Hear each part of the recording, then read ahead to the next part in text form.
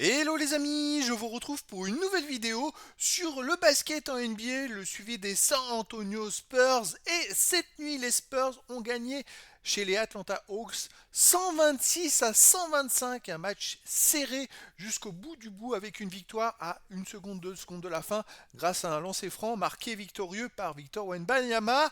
Wemby qui a fait un très bon match, mais surtout, eh ben écoutez, c'était la nouvelle recrue, l'arrivée de De'Aaron Fox et qui permet aux Spurs de prendre une autre dimension et de l'emporter. Alors c'est une arrivée assez incroyable d'un joueur exceptionnel et qui va amener beaucoup. C'est un clutch player, franchement, un super joueur. Et là, ça change la donne. Alors les Spurs dans cette rencontre, ils ont mené d'une vingtaine de points. Et puis c'est vrai que les Hawks sont revenus petit à petit pour finalement que ça soit serré jusqu'au bout et que les Spurs l'emportent dans la dernière minute et sur quasiment la dernière action. Alors dans cette vidéo, on va revenir sur les stats des deux équipes et des joueurs en détail. On verra les stats de Wemby, bien sûr. On verra aussi le classement des Spurs dans la conférence Ouest. On verra les stats de Wemby en détail sur ce match avec ses meilleures performances dans un match, ses moyennes en saison régulière, ses stats actualisées dans l'histoire de la NBA, dans l'histoire des Spurs, dans l'histoire des Français en NBA. Et puis on terminera la vidéo par le calendrier, le prochain rencontre des Spurs. Voilà, ça va être une vidéo débrief un petit peu de cette rencontre et surtout, on va voir un petit peu tout ce qui se passe autour de Wemby. Et c'est vrai qu'il a fait des stats un peu moindres, 24 points, 12 rebonds, seulement 2 passes, un contre, aucune interception. En même temps, il va faire moins de passes maintenant que De'Aaron Fox est arrivé. Et il y aura peut-être moins de stats individuelles sur certains plans pour lui. Alors, dans ce match, les Spurs ont gagné le premier quart-temps 35 à 25 plus 10 dès le premier quart-temps. Deuxième quart-temps gagné par les Spurs 37 à 29 plus 8, ce qui fait quand même plus 18 à la mi-temps. Les Spurs ont fait une énorme première mi-temps avec 72 points marqués, c'est exceptionnel. Ensuite, troisième quart-temps, ça s'est un peu gâté. Atlanta a gagné 43 à 31, ils ont pris encore plus de 40 points les Spurs dans un troisième quart-temps.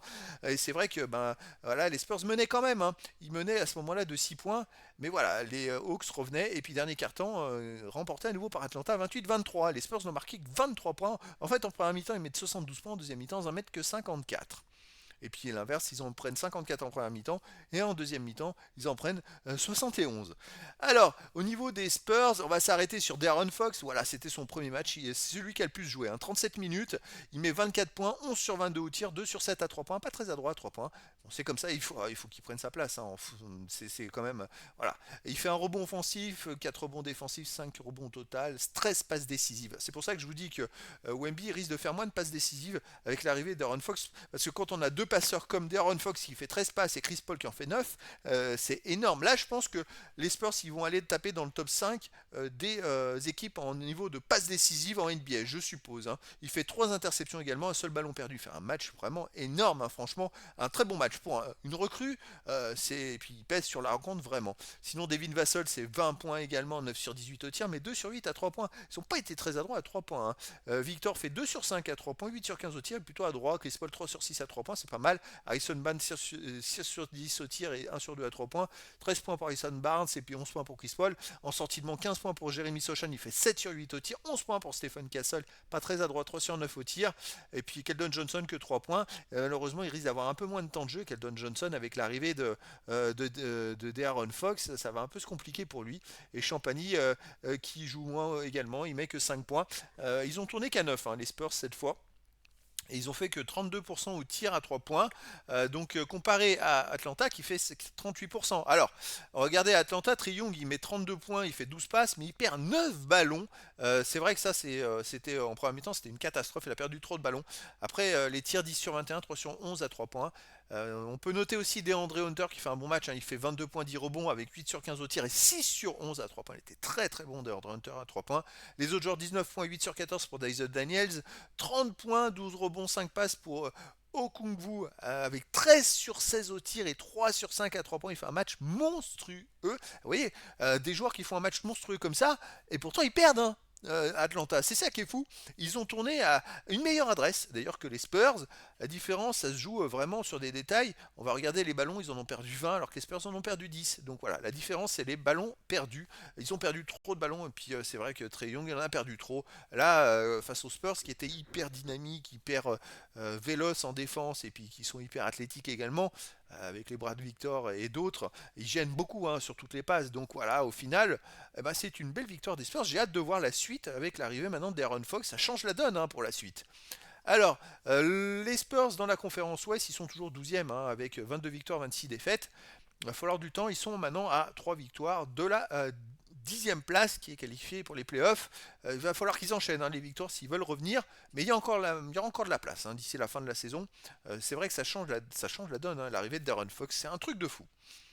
Alors les stats de Wemby dans ce match-là, il joue 31 minutes, 8 sur 15 au tir, 2 sur 5 à 3 points, 6 sur 8 au lancer franc. Et il était très adroit à noter 6 sur 8 au lancer franc parce qu'il a fait exprès de rater le dernier tir, hein, puisqu'il restait 2 secondes à jouer.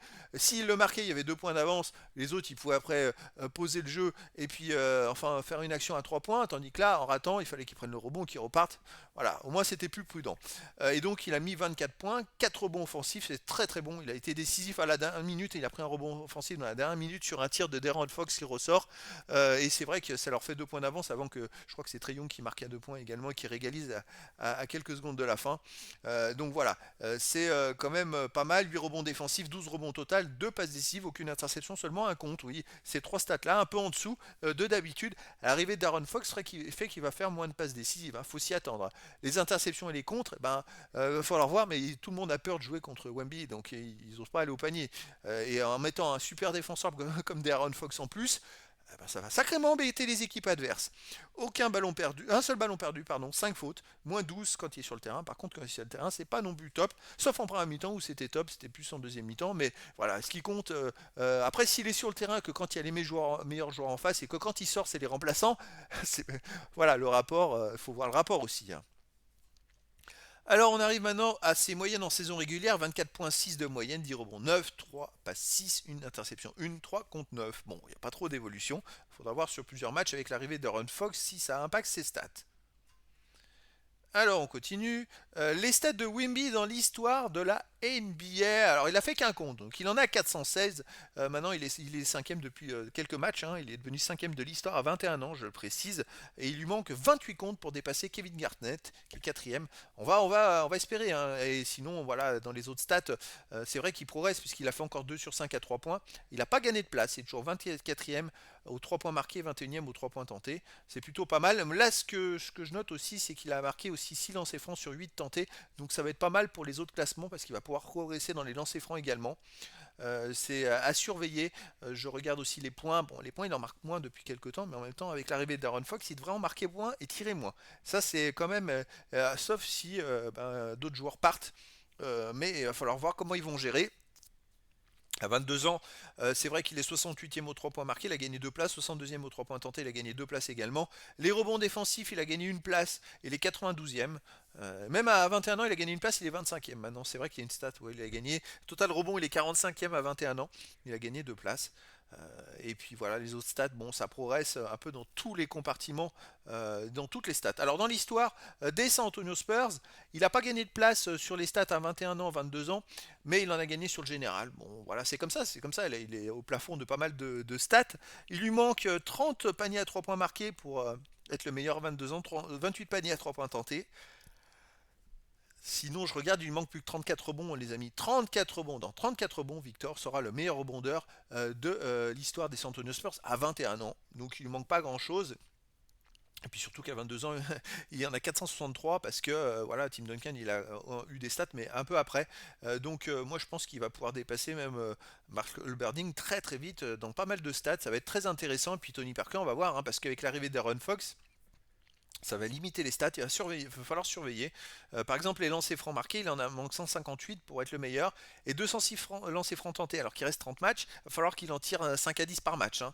Sinon, ça va être compliqué. Alors, dans l'histoire des Français en NBA, c'est pareil, Victor n'a pas gagné de place, mais un peu dans tous les classements, mais on verra, c'est normal, hein, c'est presque logique, parce qu'il est au plafond de pas mal de stats, et puis voilà, il y a des écarts après quand il franchit les lignes.